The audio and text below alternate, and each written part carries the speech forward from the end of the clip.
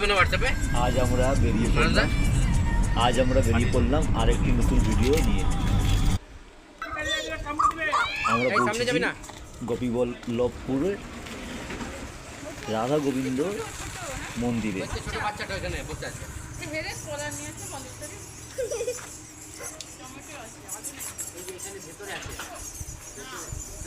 এই রাধা গোবিন্দ মন্দিরটি হলো ঝাড়গ্রাম জেলার অন্তর্গত গোপীবল্লভপুর থানায়, পশ্চিমবাংলা, ভারতবর্ষ। এই মন্দিরটি স্থাপিত করেছিলেন শ্যামানন্দ মহাপ্রভু মহাশয় 1600 থেকে 1700 শতাব্দীতে। দেখেছিস ভয় দেখাচ্ছে, দেখেছিস?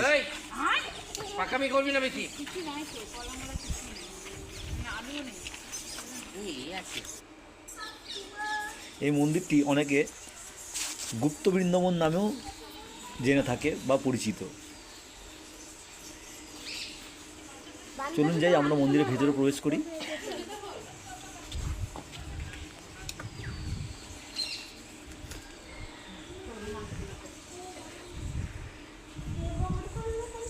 এই মন্দিরের ভেতরে আছে রাধা গোবিন্দ মহাপ্রভুর মূর্তি এবং সাথে আছে জগন্নাথ মহাপ্রভুর মূর্তি। শ্যামানন্দ মহাপ্রভু ও রাসিকানন্দ এরা দুজন মিলে একটি গুড়িয়া বৈষ্ণোদেব বলে একটি ধর্ম স্থাপন করেছিলেন। তারাই মূলত এই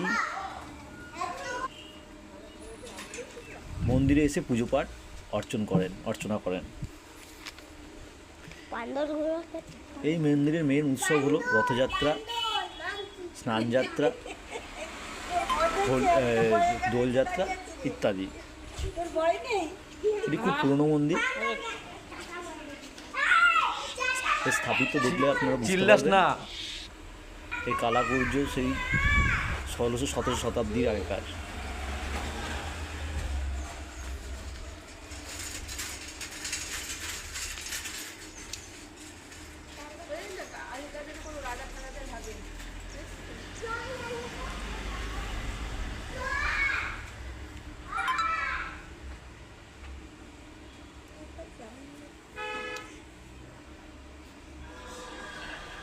আর একটা কথা না বললেই নয়, এই মন্দিরে যদি আসেন, এর থেকে 4 কিলোমিটার দূরে ইচ্ছা রেস্টুরেন্ট আছে। এখানকার খাবার খুবই সুস্বাদু এবং খুবই তরতাজা খাবার, একদম ফ্রেশ খাবার, স্বল্প মূল্যে ভালো খাবার। আপনারা এখানে খেতে পারেন, একবার ট্রাই করতে পারেন। এরপরের ভিডিওতে আপনার বন্ধুরা টাটা।